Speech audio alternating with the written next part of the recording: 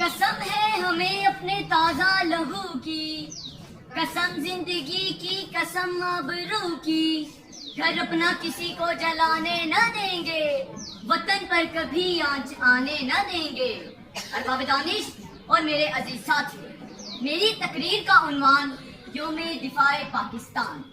तमाम जिंदा अक़वाम अपनी तारीख के बड़े आयाम निहायत अकीदत व एहतराम से मनाया करती है।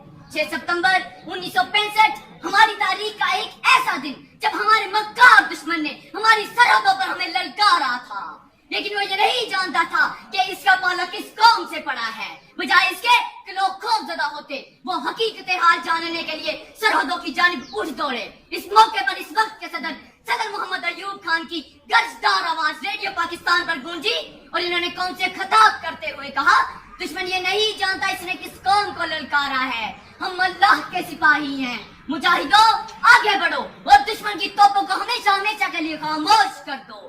अजीज साथियों, इस बलबले अंगेज किताब को सुनकर पूरी कौम सी सपलाई हुई दीवार बन गई। मुल्क के कोने कोने में तराने गूंजने लगे। मुल्क का हर एक शख्स अपने अपने मकाम पर डट गया और अपनी मदद आप तहत दुश्मन के मुकाबले के लिए तैयार हो गया। हर दिन में एक ही जज्बा मौजूद था, अल्लाह की रहमत का साया, तौहीद का परचम लहराया। ऐ मर्दे मुजाहिद जाग जरा, अब वक्त शहादत है। जंग में दुश्मन को हर मुहाज पर इबरतनाक शिकस्त हुई। आखिरकार दुश्मन जंग बंदी का वाकया करने लगा।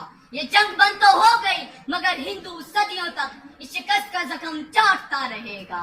ऐ वतन हम है तेरी शम्मा की परवानों में, ऐ वतन हम है तेरी शम्मा की परवानों में।